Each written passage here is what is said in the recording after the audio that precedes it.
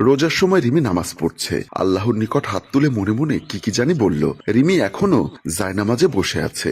মা এসে বলল, মা তোকে বলেছিলাম না আজকে কোরআন পড়ে তারপর আমার সাথে কাজে হেল্প করতে। মা আমি পারবো না তোমার আজাইরা সব কাজ করতে। মা এভাবে বলতে হয় না, আয় তো মা আমার সাথে। রিমি বলল, তোমাকে একটা কথা কতবার বলবো মা। মা বলল, আচ্ছা তুই কোরআন পড়, কাজ আমি করব। না মা আমি এখন কোরআন পড়বো না, আমার একটা জরুরি কাজ আছে। মা বলল, কিসের জরুরি কাজ তোর? আছে মা আমার একটা খুবই দরকারি কাজ আছে। এই বলে জায়নামাজ তুলে চলে গেল। এদিকে মা অবাক হয়ে তাকিয়ে আছে। এদিকে নামাজ কালাম শেষ করে রিমি রুমে এসে হিজাব খুলে খাটের উপর রেখে দিয়ে তারপর ফোনটা হাতে নিয়ে টিকটকে গান সার্চ করতে লাগলো। একটা গান তার পছন্দ হয়ে যায় আর ওই গানটায় ক্লিক দিয়ে টিকটক করতে শুরু করলো। একটু আগে যে মেয়েটা হিজাব পরে নামাজ পড়লো এখন সে খোলা চুলে হেলে দুলে গানের সাথে তাল মিলিয়ে লিপসিং এর সাথে সাথে কোমর দুলাচ্ছে। এদিকে মা দরজার আড়াল থেকে সবকিছু দেখতে লাগলো। তারপর মনে মনে বলল, আল্লাহ আমি কি করব এখন, আর কিভাবে সবকিছু করলে আমার ঘরে শান্তি ফিরে আসবে। না না এভাবে আর চলছে না, আমার কিছু করাই লাগবে। এই বলে মেয়ের সামনে এসে ফোনটা কেড়ে নিল। মোবাইল কেড়ে নেওয়ায় রিমি ক্ষিপ্ত হয়ে মাকে বলল, মা তুমি এটা কি করলে, আমার সব কষ্ট তুমি নষ্ট করে দিলে কেন? মা বলল, মারে এখন রমজান মাস, তুই এই দিনগুলোতে আমল না করে কি সব করছিস? এই মাসে মানুষ আল্লাহ তাআলার নিকট হেদায়েত চায়, আর তুই কিনা টিকটক ভিডিও নিয়ে পড়ে আছিস।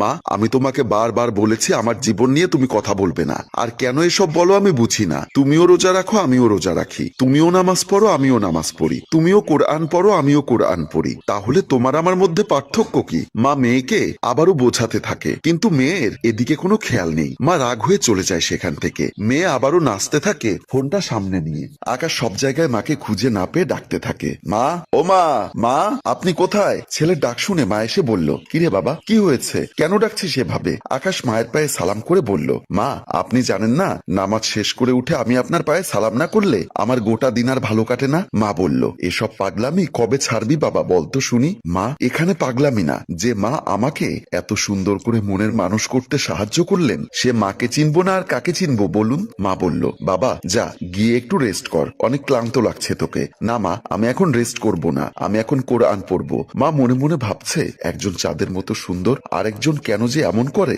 আল্লাহ তাআলাই ভালো জানেন। মা ও মা কি ভাবছেন আপনি? না বাবা কিছু না। মা আমার মাও আপনি আমার বাবাও আপনি, আপনি ছাড়া আমার কিচ্ছু নেই। মায়ের চোখে জল টলমলো করছে ছেলের কথা শুনে। আকাশ মায়ের হাতে চুমু খেয়ে বলল, মা আপনি চিন্তা করবেন না, আমি যথাসাধ্য চেষ্টা করছি ওকে সঠিক পথে চালনা করার, বাকিটা আল্লাহ তাআলার উপর। মা বলল, বাবারে আমি আর কিভাবে কি করব, ও বুঝেও কেন বোঝে নাই সবকিছু। আপনি শান্ত থাকুন মা, আমি দেখছি। এই বলে বোনের রুমের দিকে চলে গেল আকাশ।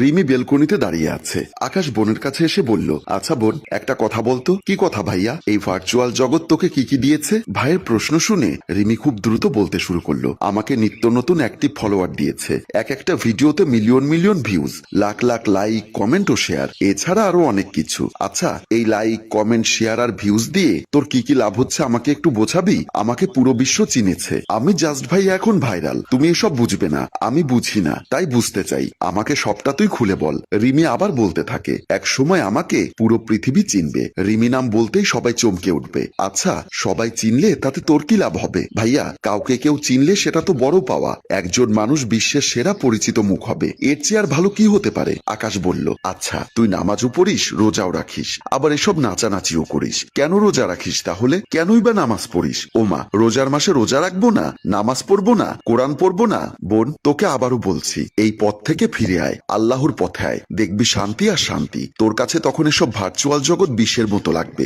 ভাইয়ার কথাগুলো মেনে চল। রিমি এবার বিরক্ত হয়ে যত সব বলে সেখান থেকে চলে গেল। আকাশ হতাশ হয়ে পড়ল বোনের সব দেখে। কিছুদিন পর আজও রিমি টিকটকে ডিজে গান দিয়ে ভিডিও মেক করছিল। তখনই মা এসে বলল, মারে আবারও এসব করছিস, আর কত বোঝাবো বল?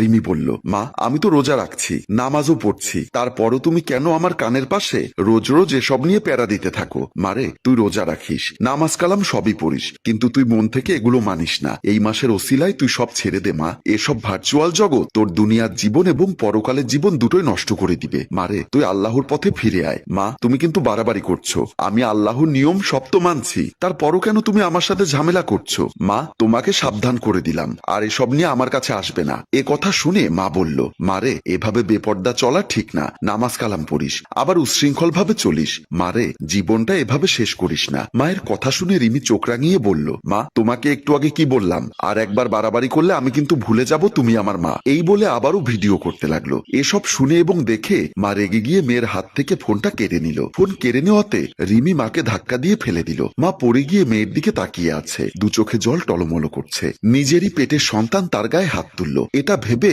বুকটা ফেটে যাচ্ছে। এদিকে রিমি মায়ের দিকে খেয়াল না দিয়ে এক মনে ভিডিও করতে থাকে। মা এসব দেখে ব্যর্থ হয়ে চলে গেল। সেদিন রাতে ঘুমের মধ্যে রিমি হাত পা নাড়াচাড়া করছে, ভয়ার্থ মুখ, চোখ বন্ধ, চিল্লাচ্ছে খুব জোরে, কিন্তু তার চিৎকার কারো কানে পৌঁছাচ্ছে না। রিমি বলছে, আমাকে আর একবার সুযোগ দাও মাবুদ, আমি আর এমন কিছু কখনোই করব না। আল্লাহ গো, আমার খুবই কষ্ট হচ্ছে, দয়া করো আমাকে। আল্লাহ, আর পারছি না সহ্য করতে। এভাবে চিল্লাচ্ছে আর নিজের গলা নিজেই টিপছে। হঠাৎ চিৎকার দিয়ে বসে যায় রিমি। চারিদিকে তাকিয়ে দেখলো কেউই নেই। রিমি ভয়ে ঢোক গিলতে থাকে, জলদি খাট থেকে উঠে নেমে চলে গেল। মা ঘুমোচ্ছিল।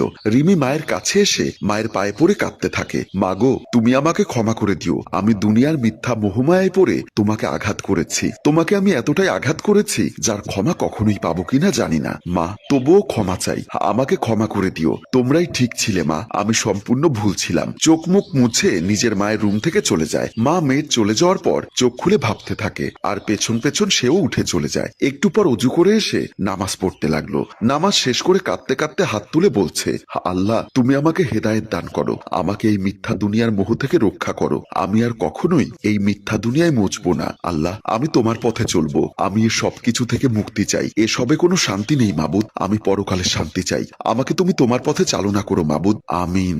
দূর থেকে ভাই আর মা মেয়ের এমন পরিবর্তন দেখে খুশিতে কাঁদতে থাকে। মা বলছে, হে আল্লাহ, আপনি সত্যিই মহান, আপনি চাইলে সবকিছু পারেন। আমার মেয়েকে আল্লাহ হেদায়েত দান করুন, আমিন। ভাইয়ের চোখে খুশির ঝলক। গল্প হলেও সত্য। এমনটা যদি সবার সাথে হতো তাহলে সবাই খারাপ কাজ থেকে নিজেকে বিরত রাখত। হে আল্লাহ, তুমি সবাইকে হেদায়েত দান করো, আমিন। গল্পটির রচনায় এস এ তানিশা রহমান, পরিচালনায় রেজাউল কবির চৌধুরী, প্রযোজনায় এফ এ নয়ন চৌধুরী। ধন্যবাদ।